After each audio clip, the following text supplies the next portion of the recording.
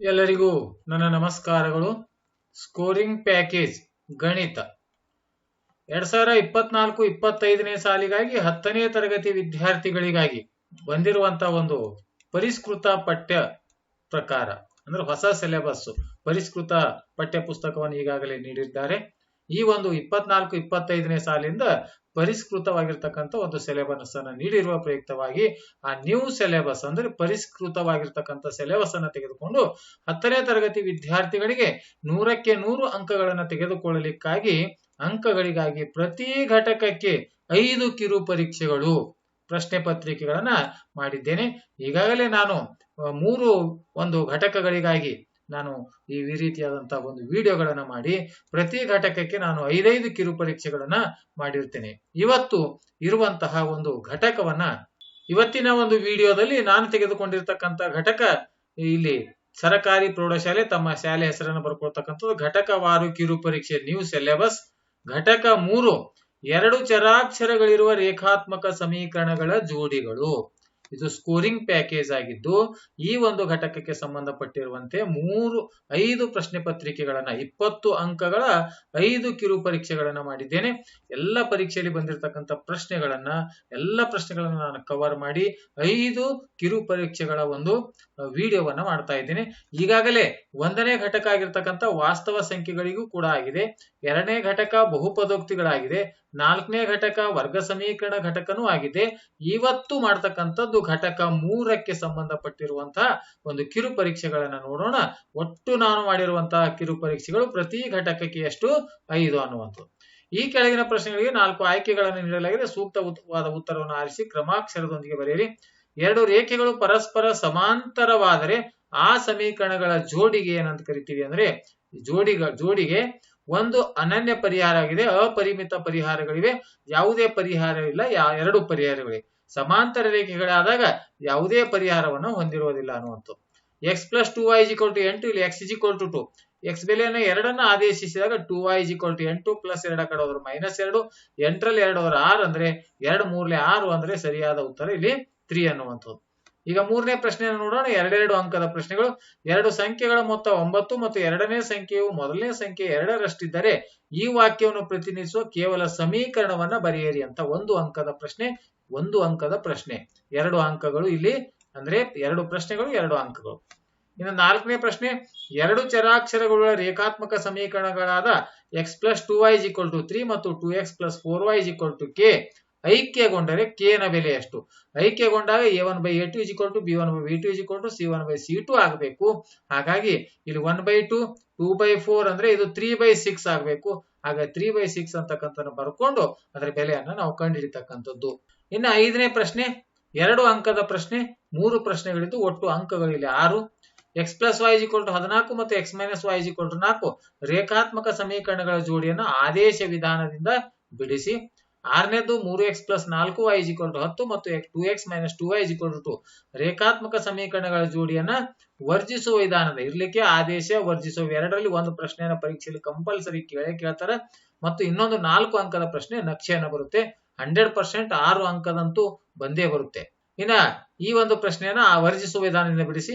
7ನೇ ಪ್ರಶ್ನೆ 2 ಸಂಖ್ಯೆಗಳ ವ್ಯತ್ಯಾಸ 26, ಒಂದು ಸಂಖ್ಯೆ ಇನ್ನೊಂದರ 3ರಷ್ಟಿದ್ದರೆ ಆ ಸಂಖ್ಯೆಗಳನ್ನ ಕಂಡುಹಿಡಿಯಿರಿ.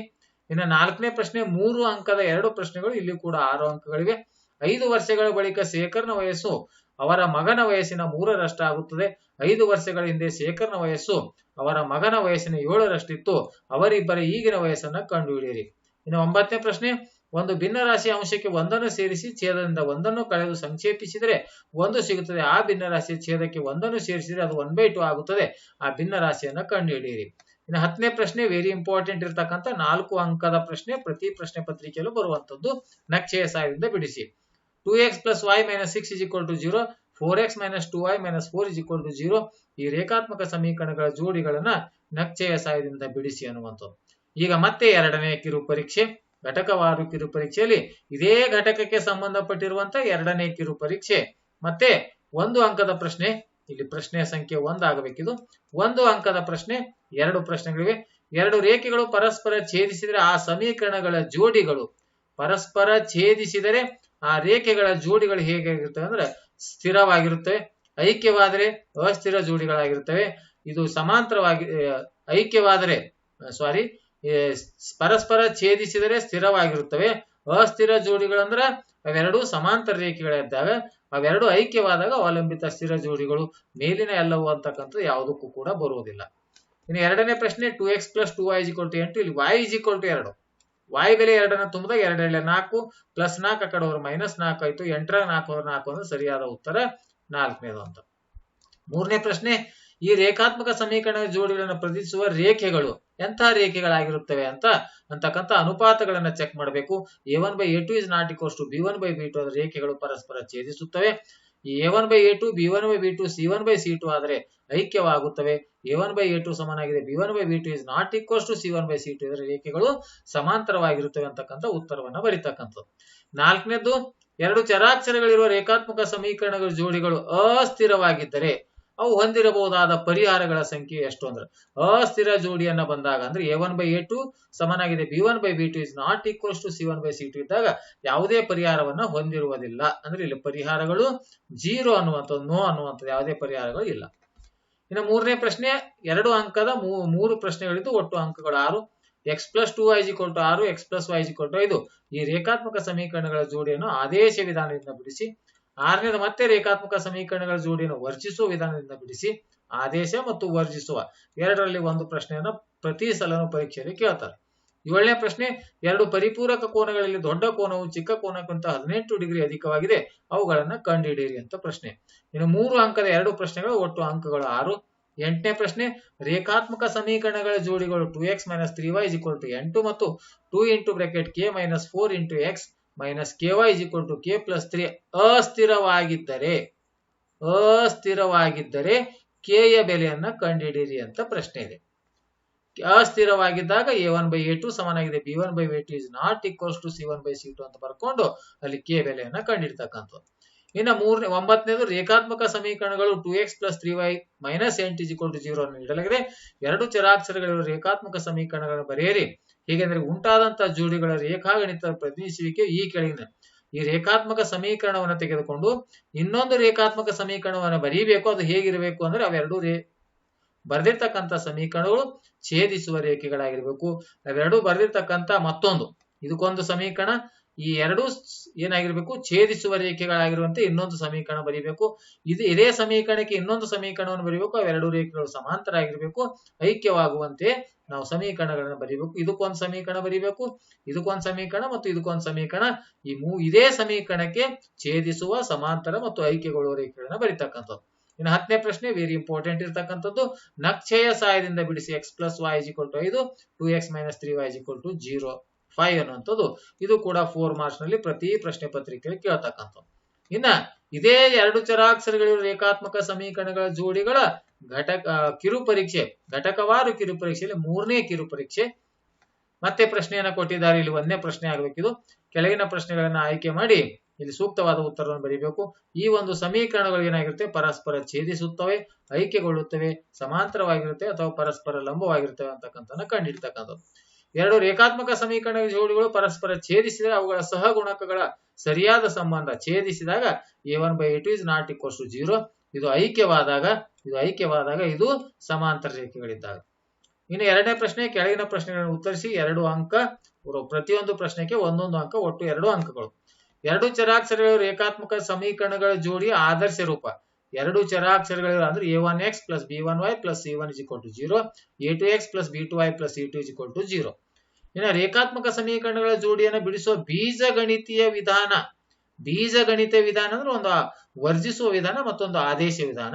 ರೇಖಾಗಣಿತೀಯ ವಿಧಾನ ಅಂತಂದ್ರೆ ಅದು ನಕ್ಷೆಯ ಸಹಾಯದಿಂದ ಬಿಡಿಸ್ತಕ್ಕಂಥದ್ದು.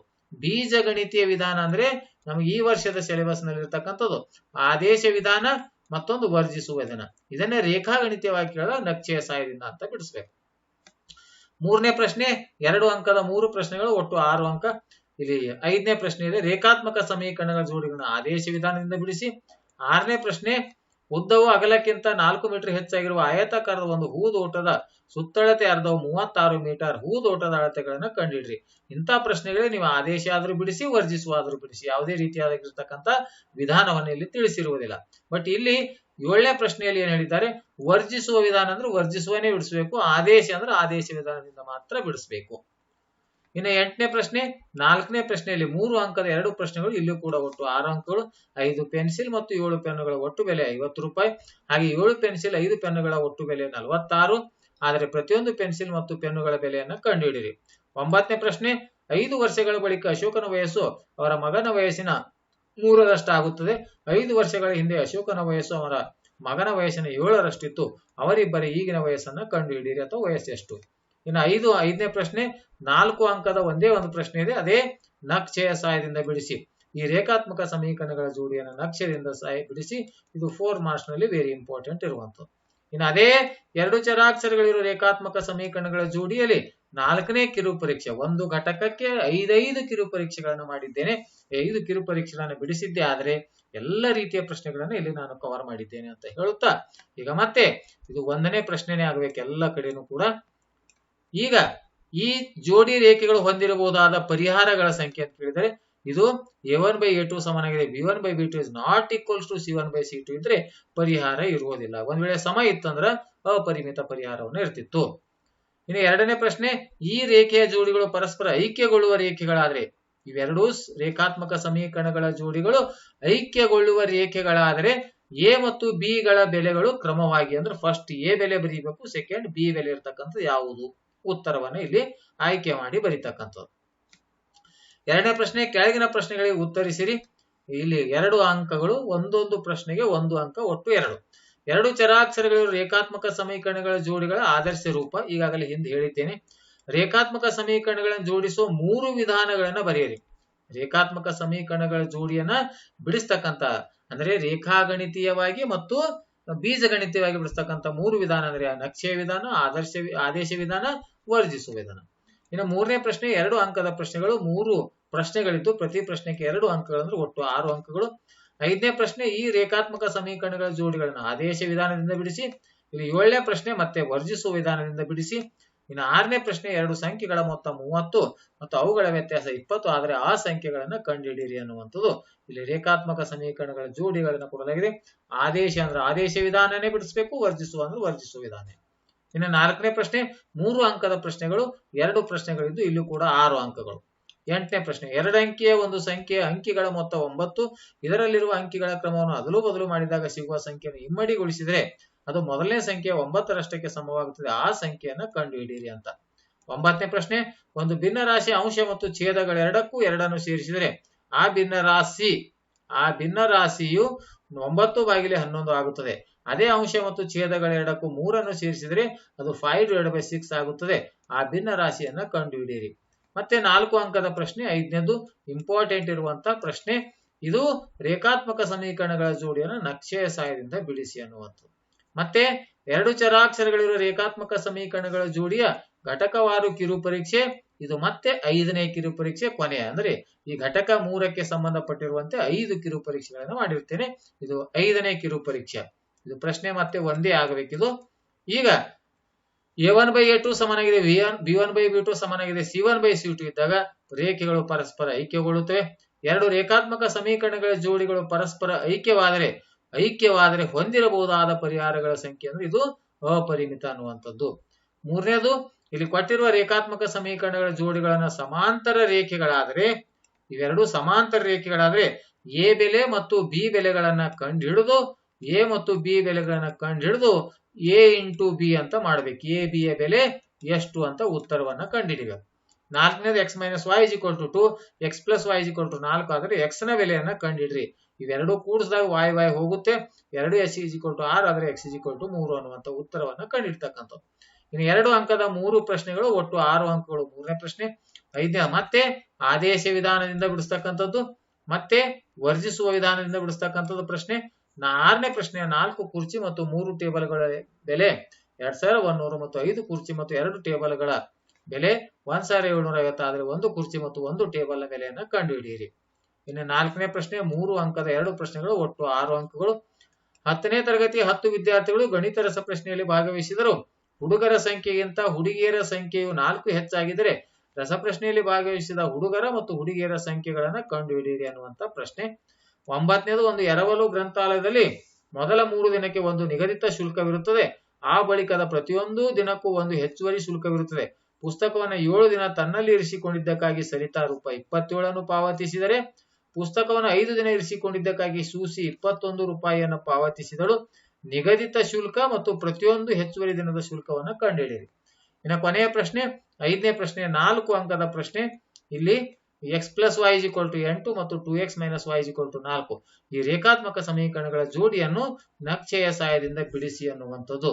ಆದ್ಮೇಲೆ ಈ ರೀತಿಯಾಗಿ ಈ ಒಂದು ಸ್ಕೋರಿಂಗ್ ಪ್ಯಾಕೇಜ್ ಅನ್ನ ಘಟಕ 3ಕ್ಕೆ ಸಂಬಂಧಪಟ್ಟಿರುವಂತಹ 2 ಚರಾಕ್ಷರಗಳಿರುವ ರೇಖಾತ್ಮಕ ಸಮೀಕರಣಗಳ ಜೋಡಿಗಳಿಗೆ ನಾನು ಈ ಒಂದು ಸ್ಕೋರಿಂಗ್ ಪ್ಯಾಕೇಜ್ಗಾಗಿ 5 ಪ್ರಶ್ನೆ ಪತ್ರಿಕೆಗಳನ್ನ 5 ಕಿರು ಪರೀಕ್ಷೆಗಳ ಪ್ರಶ್ನೆ ಪತ್ರಿಕೆಗಳನ್ನ ಮಾಡಿದ್ದೇನೆ.